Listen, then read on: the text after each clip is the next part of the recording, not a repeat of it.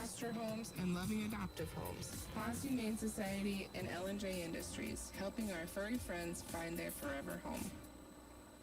It is 8:07 with the PAWS Pet of the Week. We got JC in studio and Julie. Good morning, you two. Good morning. Throwing me off this morning, but that's good. No. So, who'd you bring in studio this morning? So this is Klaus. I keep wanting to call him Klaus, but Klaus. He came in on December 24th, so him and Saint Nick came in on the same day. He's about 4 months old. I think he was born in September, and he, if you remember Saint Nick, he was just a brown tabby. Well, he is more of a gray tabby cat with bright green eyes. He's super cute and super playful. I was going to say, they kind of act similar. I know. The way they're moving around the studio. I would say Saint Nick probably has a little more craziness to him, but Klaus has just as much energy. He would do good with another cat, definitely, and then could get used to a dog, I would think. Kittens are pretty good about getting used to some dogs. So, yeah, he's so cute. Looks like he would be one to hold his own, that's for sure. Yeah. But let's go ahead and talk about adoption. I know there's a couple of different ways to reach out to the shelter to gather some information and adopt. Yeah, so you can stop out during adoption hours. It looks like we'll be open both days this weekend, and I believe it's Cabin Fever weekend too. So we are open Saturday 11 to 2 and Sunday 1 to 3. You can stop out or apply online at pawstrowcity.com. And he actually is probably going to be going to Petco tomorrow in Mason City. Okay. So if you're in the Mason City area, you can stop by Petco and and see him and meet him and everything. So we have a great partnership with Petco, especially in Mason City, where we can take cats and they just get another, a whole group of people, which is super nice. So how successful is that over there? Do you get a lot of correspondence? Yeah, I don't know. I think Julie's got the number here. I do. Oh, she's all prepared.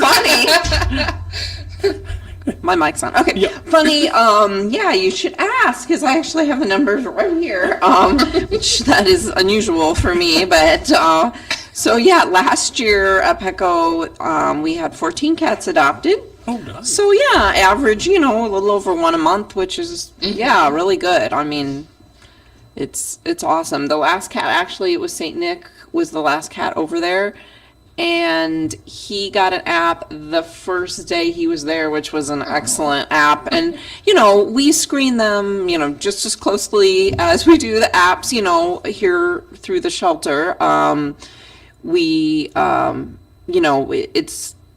There's a little bit of a disadvantage because it's all through phone and that, but typically the Petco employees meet in person, the individual, so we kind of rely on their help and assistance too with approving the adoptions and that. But sometimes it goes, they get interest super fast. Otherwise, I would say on average it takes a few weeks, maybe 2 to 3 weeks-ish average. Which is still really good. So, yeah. So the big question, though, is how do you determine what cat goes to Petco?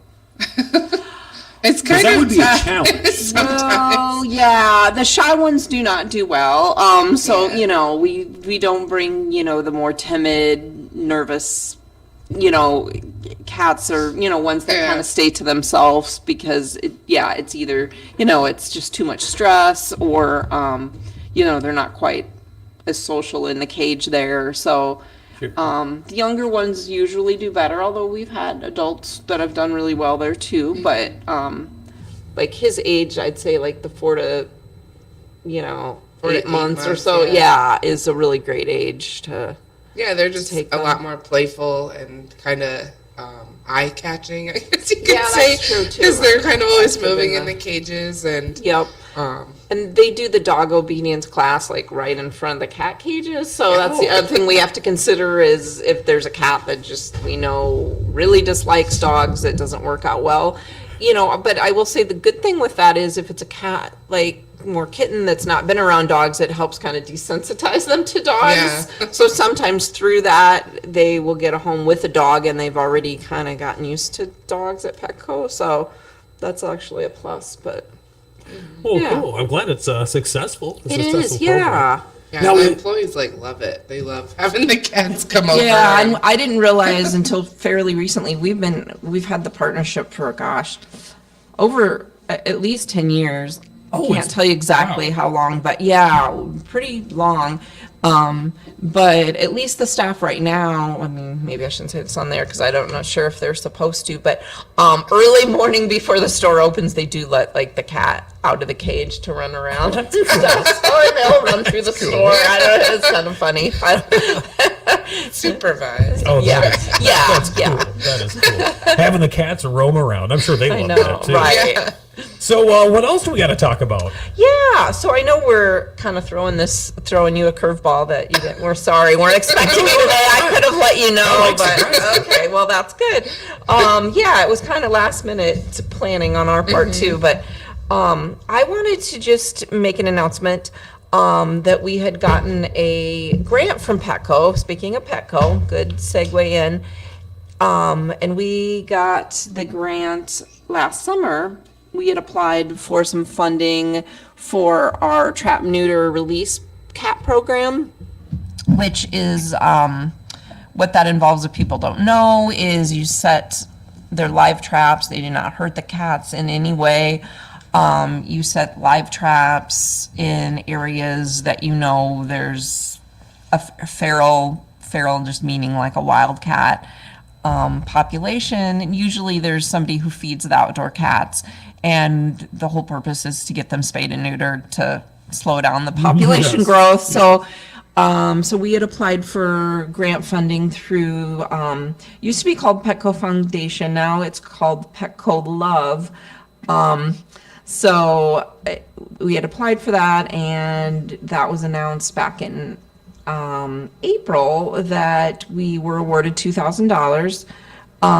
So we just wanted to, Petco appreciates acknowledging, the grant funding, and that was for the 2021 calendar year, and just wanted to, thank Petco Foundation, Love Foundation, for that support. And where that money comes from, if you've shopped at Petco, they'll ask at the register if you want to donate to help a homeless pet. So that money that people donate at the register goes into this foundation, and then shelters and rescues that partner with Petco, are able to apply for grant funding through them. So I think we had applied one other time for a different grant for something, but it'd been a while. So we had this idea that, it'd be great because there's so many feral cats, that are kind of roaming the streets in Charles City, and to help get them spayed and neutered. So yeah, and we had a successful, we focused on it this summer.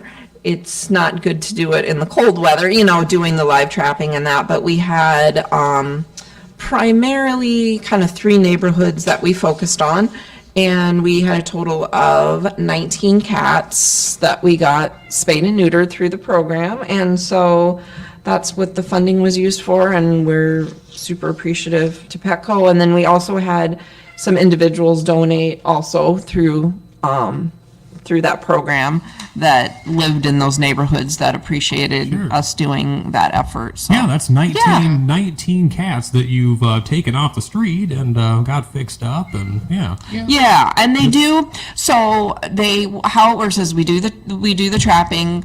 We have it all arranged ahead with the vet on the dates, that we can bring these cats to the vet.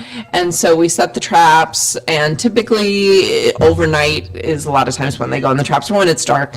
And then they go to the vet in the morning early, get spayed and neutered, and then we normally hold them overnight at the shelter.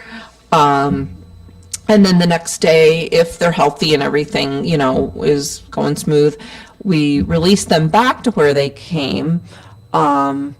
So, that works better. It used to be, and years ago, we would put them on farms. But the thing is, what the research says is that more cats will come into that area. If you displace cats, more will come in. So it's really better to just kind of keep, and we've also had, I can tell you, many situations of we have placed cats miles away on farms and they have come back to the neighborhoods where they are used to living, so they have a strong homing instinct. So that almost seems a little cruel, to make them travel miles back to, that's really where they're used to being, and their little, family in a sense is. So yeah, that's kind of. And that's the benefit too of this program is then they're spayed and neutered, vaccinated, and get released back where they were being fed, because then it keeps that population from going crazy and out of control again. 'Cause if you were to take them out, then like Julie Definitely. said, just more cats would move in, and we would have the same issue that we're having now. So. And we wanted to say too, like if you're interested in getting on a list, you can certainly call the PAWS cell phone. It's 228-0262, and leave a message for sure. You can text that phone number. Like I said, we do it not when it's cold out, because since animals are in traps overnight, like right now, a negative 20 degrees would be pretty cruel to keep a cat in. When a so. human can't even stand to be outside for 5 minutes, Right. you can imagine a cat. So. Yep. And if you're wanting to donate too, you can indicate that either a PayPal donation that you want to support the trap neuter release, or TNR, and write it on the memo on your check too. Oh, excellent. I know it's kind of hard to get any sort of grant funding for a shelter, an animal shelter. You got all these amazing other organizations too vying for those funds. So it's nice to get, at least $2,000. Yeah. Yeah, it is. Yeah, we really appreciate their support, and it really is a great organization. They do a lot for rescues and shelter animals. So Definitely. And that yes. money will go a long way too. Yep. Yeah. So let's go ahead and we already spoke about donations a little bit. I know you have the link on the website, pawscharlescity.com, but I know you're looking for some volunteers as well. And it's probably not a good day to push dog walkers. Yeah, it's probably not the best day for dog walking, but especially in the springtime, if anybody's interested in coming out and walking dogs, the best time to do that is typically during our adoption hours.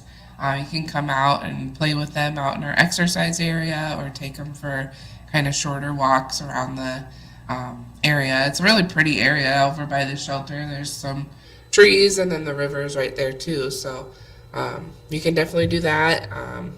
Come out during the weekend and fill out an application to volunteer. And if you're interested in dogs or cats, we can get you trained and on the schedule. All right. And we'll get you guys some free time too, since you're there like 24 hours a day, 7 days a week. So there's that. Anything else to share? I don't know. Just, I guess, thank you, the community, for all your support. We appreciate it. And I guess we've had a lot of donations come in lately from the Betty White. On the 17th, I had a bunch come in from Amazon. I went to the post office, and there was like 5 giant boxes. So I just kind of pulled out the back and threw them in my truck. And yeah, there was dog treats, dog toys, cat litter, which was great, and like hand soap. So definitely use that Amazon charity list. And then we've gotten some monetary donations too, which has been really great. Oh, awesome. Of course, you don't need a big holiday for that. Right. If you just like to donate, you can go to Absolutely. PawsCharlesCity.com. We are low on dog treats, like we've been low on dog treats for a while. So that is something. If, a lot of times people ask me, a specific time, is there something specific right now you're low on? And we could really use dog treats, and doesn't necessarily have to be a certain brand. Yeah, the hard treats, the soft treats. Yeah. And those are kind of a more fun donation to give, is, other than yeah. like paper towels or cat litter. Yeah. Pick out some dog Yeah, treats. paper towels means cleaning. Yeah. Oh, no. Well, good deal. All things PAWS Charles City, just go to their website, pawscharlescity.com, and of course find them on Facebook as well. Thanks a lot, you two, for joining us. Good luck this week. Stay warm, and we'll talk to you next week. Sounds great. All Thanks, right. Chris. It's 8:22 with Adam Ant.